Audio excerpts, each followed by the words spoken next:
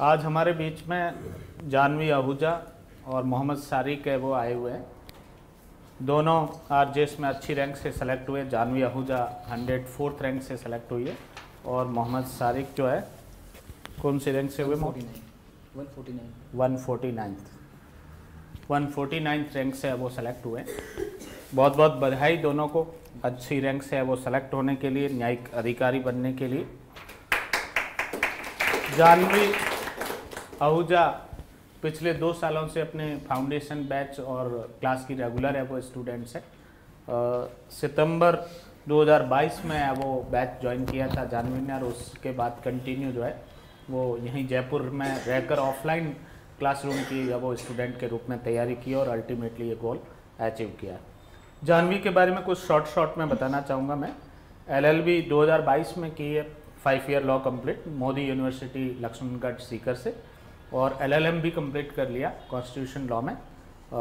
ये RU से sir MLSU sir. अच्छा, मोहनलाल सुखाड़िया यूनिवर्सिटी उदयपुर से है वो अपना LLM भी कंप्लीट कर लिया। और आरजेएस का ये फर्स्ट अटैम्प्ट था जानवी का। इस बीच में जानवी ने JLO 2023 का इंटरव्यू भी है वो दिया, बट वो अल्टीमेटली जो फाइनल लिस्ट थी उसमें वो स्थान नहीं प्राप्त कर सकी। इस बार भगवान का आशीर्वाद रहा और बड़ी वैकेंसी थी, अच्छी रैंक से है वो सेलेक्ट हुई। यस, तो जानवी से मेरी गुजारिश है वो रहेगी कि वो स्टेज पे आए और अपनी सक्सेस जो स्टोरी है उसको स्टूडेंट्स को है वो बताए, ताकि स्टूडेंट्स भी उसको फॉलो कर सके और अपनी जो है वो मंजिल है, अपना गोल है, उसको प्राप्त कर सके। यस, आइए।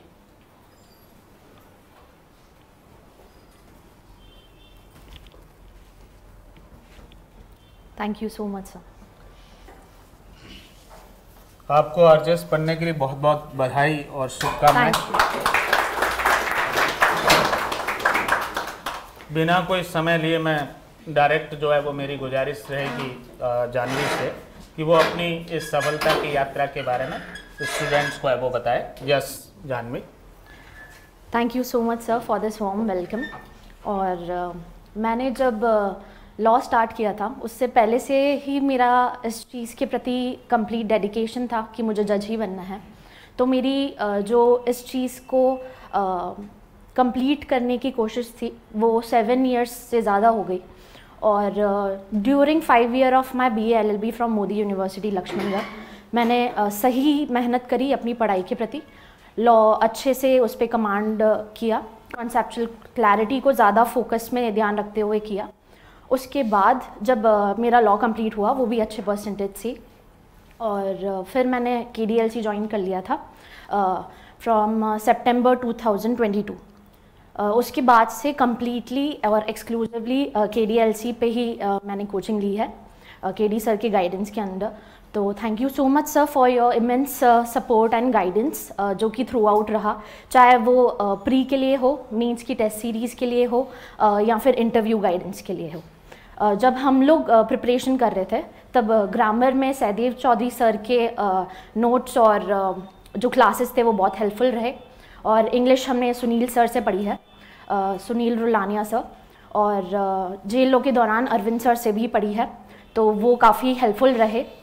उसके अलावा जब प्री के दौरान भी हम लोग ड्यूरिंग क्लासेस भी जो हमारे क्वेश्चन आंसर सेशंस रहते थे, उसके बाद जो संडे टेस्ट रहते थे वो बहुत हेल्पफुल रहे, क्योंकि वो टाइम टू टाइम उससे नॉलेज आपकी टेस्ट हो जाती है, चेक हो जाती है। उसके बाद जब मेंस का टाइम आया तब बहुत कम समय था हम लोगों के पास, तो ड्यूरिंग प्रिपरेशन भी कुछ मेंस के आंसर शीट्स लिखते रहे ताकि उसमें फ़्लो आ जाए, राइटिंग में एक आंसर राइटिंग स्टाइल आ जाए। उसके अलावा मेंस के टाइम भी अगर इतना टाइम नहीं था तो सर की मेंस की जो टेस्ट सीरीज़ की क्लासेस थी वो रेगुलर चलती थी, तो आंसर फ्रेमिंग में भी उसने काफ़ी हेल्प किया। उसके अलावा हरीश सर ने मेंस के लिए हिंदी राइटिंग जो हमें नल एंड वॉइड थी वो थोड़ी बहुत लिखना आ गई, तो उस तरह से जो मेंस की प्रिपरेशन थी हिंदी की तो वो हरीश सर की गाइडेंस के अंदर चालू हुई। और जितनी भी हिंदी हम लोग उधर लिख पाए, वो जो सेंटेंस फ्रेमिंग सीख पाए वो सर की डांट की वजह से ही सीख पाए। और इंग्लिश मेंस के दौरान भी सुनील सर ही थे। इंटरव्यू गाइडेंस के दौरान जब फर्स्ट दिया तो थोड़े से नर्वस हो गए थे। सारी जितनी भी मेहनत बची थी, बाकी थी, जहाँ पे भी काम करना रह गया था, वो सब कुछ अपने रिव्यू में सर ने बताया। उसके बाद जब सेकंड वापस इंटरव्यू, मॉक इंटरव्यू दिया, तो वो बहुत अच्छा था क्योंकि 100% शुरुआत से लेकर के एंड तक काम किया गया उन रिव्यूज़ पे। तो वो इन टोटल बहुत अच्छी प्रिपरेशन हुई इस दौरान। और क्योंकि जेएलओ के दौरान थोड़ा सा इतनी सीरियसनेस नहीं थी एग्ज़ाम के लिए, लेकिन इंटरव्यू की प्रिपरेशंस अच्छी की थी, तो इंटरव्यू अच्छा गया था, लेकिन वो भी एक्सपीरियंस बहुत अच्छा रहा। तो जब आपको लॉ करने के टाइम मिल रहा है, उसमें आप अच्छे से अपनी प्रिपरेशन कर लीजिए, फुल डेडिकेशन। तो फिर 2 साल थोड़ी कम मेहनत करनी पड़ेगी, लेकिन मेहनत तो करनी पड़ेगी, है ना। तो इसलिए ड्यूरिंग लॉ अपनी कंप्लीट कर लीजिए। और बाकी भी मेहनत तो है ही, there is no substitute for hard work, I always say this, but smart work भी कीजिए और अपनी एक पर्सनल प्रिपरेशन चलाते रहिए, अपने पर्सनल नोट्स चलाते रहिए। साथ साथ में नोट्स काफ़ी इंक्लूसिव मिलेंगे यहाँ पर, और टेस्ट सीरीज़ भी काफ़ी इंक्लूसिव मिलेगी, उसमें हर चीज़ इंक्लूड होगी। तो आप वो भी करते रहिए, साथ साथ में अपने लिए भी टाइम निकालिए। Thank you so much. Yes, 1-2 सवाल रहेंगे जानवी आपसे। जानवी बेसिकली उदयपुर से हैं और कई संस्थान जो है वो आपके फ़ोटो लगा रहे हैं, अपना स्टूडेंट्स के रूप में जो है वो गुणगान कर रहे हैं। आपने केडी एडवांस्ड लॉ क्लासेस संस्थान के अलावा कहीं से प्री का कोर्स, मेंस का कोर्स, कोई जजमेंट राइटिंग की क्लास, कोई एसे राइटिंग वगैरह इस संस्थान के अलावा कहीं किसी संस्थान से ली? मैं ये क्लियर कर देना चाहूँगी वापस कि मैंने किसी भी और संस्थान की ड्यूरिंग माय कोचिंग ईयर्स 2022 से लेके 24 तक, after completing my BA LLB, मैंने और कहीं से कोचिंग नहीं करी है।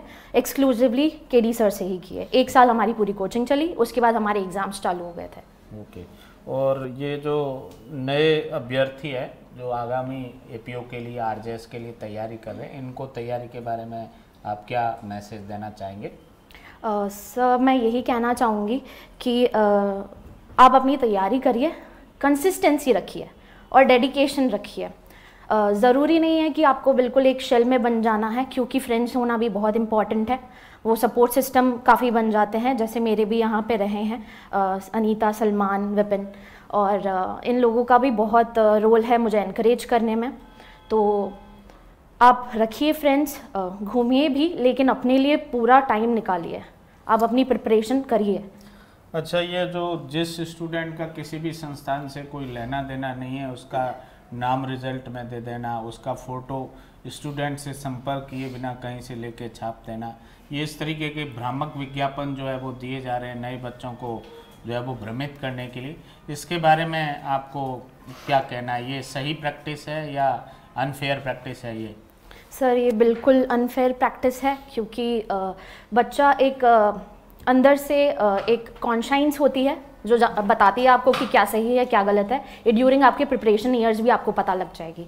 बहुत जगह ये बताते हैं कि आपको अलग अलग तरीके से लॉलीपॉप देते हैं कि आप आइए हमारे यहाँ, क्या इंटरव्यू गाइडेंस ले लीजिए, ये ले लीजिए, या किसी भी तरह से टेस्ट सीरीज़ में इन्वॉल्व हो जाए, फिर आप उनके स्टूडेंट्स बन जाते हैं। मेरे ओपिनियन में ये है कि आप पर्सनल प्रिपरेशन अपनी करेंगे और एक ही कोचिंग से जुड़े रहें तो ज़्यादा बेहतर है, क्योंकि आपको कंप्लीट अगर गाइडेंस मिलेगी तो वो पूरी मिलेगी, और उसके अलावा सपोर्ट जो एक बहुत ज़रूरी होता है, हर चीज़ में रेडीनेस होती है, जो कि केडी सर में मैं बहुत देखा है मैंने 2 साल में। तो एक कंप्लीट रेडीनेस की बच्चे के लिए अवेलेबल हैं, डाउट्स के साथ हो या कैसे भी हो। तो आप में मार्क्स कितने रहे आपके? सर इंटरव्यू इस टाइम क्योंकि जेएलओ के बाद मेरा फर्स्ट अटैम्प्ट था, फर्स्ट प्रिपरेशन था, तो फिर इंटरव्यू में मेरे थोड़े मार्क्स कम थे, लेकिन लॉ में मेरे मार्क्स काफ़ी अच्छे थे। तो इंटरव्यू में आई हैड 16 ही मार्क्स मिले थे। अच्छा, 15 से ऊपर है तो अच्छे मार्क्स है। उन्होंने आपको अपनी तरफ से सिलेक्शन लिस्ट में डाला है, अब आपके मेंस के नंबर पर डिपेंड था ये। और हिंदी ऐसे में आपके मार्क्स कितने रहे? सर हिंदी ऐसे तो मुझे बिल्कुल नहीं आती थी लिखने, और है ना, जितना भी स्टार्ट सिर्फ 1.5 महीने की मेहनत थी। 1.5 महीने में भी अगर 15 मार्क्स आ रहे हैं हिंदी में भी, तो भी वो एड ऑन्स हैं। मतलब वो भी बहुत अच्छे हैं। बाकी इंग्लिश की जो मेहनत थी उसके अनुसार तो 15 मार्क्स कम है। हाँ, आपके कम बिल्कुल, से कम 20 बिल्कुल। प्लस मार्क्स आने चाहिए। बिल्कुल सर, बिल्कुल। कहीं कहीं आपके पार्ट पर कोई न कोई मेहनत में कोई कमी रही है। बिल्कुल बिल्कुल कमी रही थी। ओके, बहुत बहुत बधाई और शुभकामनाएं अगेन। आप अच्छे न्यायिक अधिकारी के रूप में Thank you कार्य so करें much, sir. और हमेशा जो है वो पेरेंट्स को और गुरुजनों को गौरवान्वित होने का अवसर दें।